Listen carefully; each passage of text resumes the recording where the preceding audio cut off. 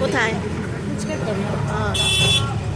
চার্জের ওই দিক দিয়ে গেলে কত ফুচকা খাওয়া যেত, এক একটা 1 টাকা।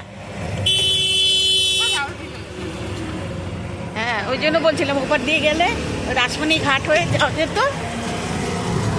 না, তুমি আবার হাঁটিয়ে হাঁটিয়ে পারো চার্জ থেকে। এত ঘুরে চার্জ যাওয়ার মতো ওই সামনে দিয়েই তো যাবে, আবার চার্জ বন্ধ হয়ে গেছে। চিরবির চিরবির করছে, মাথাটাও চিরবির চিরবির ঘুরছে।